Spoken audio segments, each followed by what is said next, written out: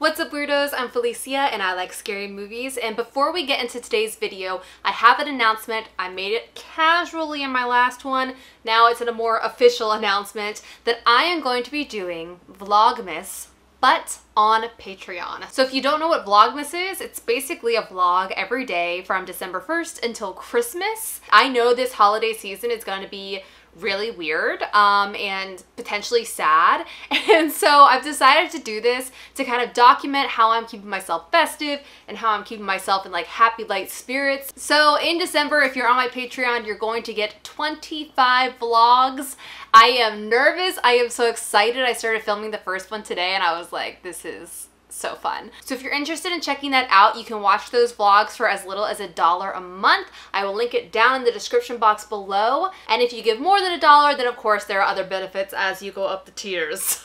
So I just want to make that big announcement. I'm so excited. I'm also about to ask for addresses for my Patreon because you're gonna get some holiday cards, and we're just keeping it light this year. We're keeping it happy. We're keeping each other happy. You're also gonna be seeing a lot of this guy in the vlogs as well, which is just a bonus, you know?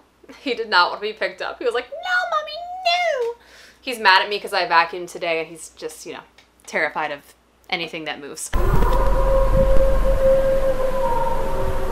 All right, now we can get into today's video. We're talking about The Call that just came out a few days ago on Netflix. Now, we're gonna start by saying this, okay? There are two movies that came out in 2020 called The Call. I am talking about the South Korean thriller that just hit Netflix. There is another, I think, American film by the same name that came out in October that I believe stars Lin Shaye. It's getting, I think it got pretty bad reviews. I have not seen it. We're talking about the South Korean film. Okay, just to be clear. And this movie was just like, I never saw a trailer. I never saw any promotion for it. I was literally laying on my couch searching for something to watch. I wanted to watch a scary movie. I couldn't find anything. And I was looking through just like literally the Netflix horror genre list. And this came up and I was like, ooh, that looks kind of cool. Oh, it just came out. Okay, I'm down. I also think recently Netflix has been good about getting awesome foreign films or non-American films onto their platform. So I was like, all right, they picked this one up. It's probably all right. It was awesome. Guys, nobody is talking about this movie. You need to watch it. It is awesome. It was written and directed by Chung Hyung Lee, and it stars Jung Seo Jun as Young Suk and Park Shin Hye as Seo Yeon. And I'm so sorry, as always, if I mispronounced anyone's names.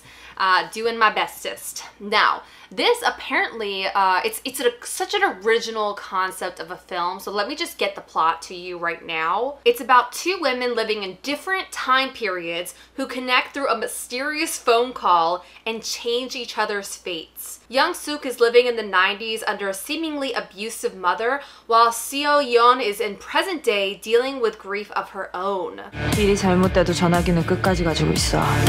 Now, I assumed this was a totally original movie, but apparently it was actually based on the 2011 British and Puerto Rican film The Caller. I believe it's in Spanish. I haven't seen that one yet, but just so you know, it is based on that. And the first thing I loved is just the plot is so cool and imaginative. You get to know these two women as they get to know each other through this super 90s looking house phone. And so you're like getting to know both of them, and I really like both of them, and they're both such interesting and complex characters. And then they start messing with each other's fates, and sometimes it's for the better, sometimes it's like for fun, and then it turns into a horror movie. It turns into a thriller, and it gets so dark. And I think the best thing about it for me is those twists just keep coming. I never knew what to expect.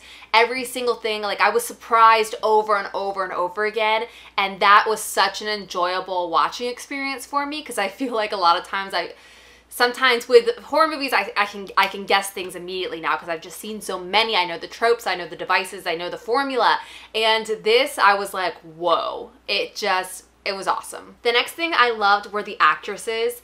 These two women were so good. They're playing very different characters, and watching them become friends and enemies at the same time is truly thrilling. Also, Park Shin-hye seems to be, I think she's a pretty big actress in Korea. I don't know a ton about South Korean cinema. I've seen some movies, but I would love to see more. So if you have South Korean horror films you want to recommend to me, put them in the comments. But yeah, so Park Shin-hye was in a movie called #Alive. And then Jung Seo-jun was in this movie called Burning. Both of them look like interesting thrillers. So if you've heard of either of those, let me know. And then the next thing I loved is what I'll just say the big twist of the movie is, the big thing that's revealed. I can't tell you what it is, but I can tell you this. Do not watch the trailer. I know you will be tempted to watch the trailer.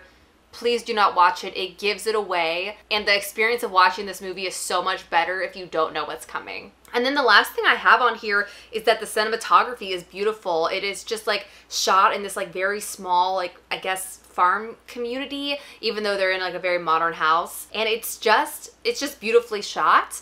I also will say I did watch it with subtitles. So I watched it in South Korean with the subtitles. I recommend that for foreign films because even though Netflix does have the overdubs that you can put into English, you're not getting the actress's full performance when you do that.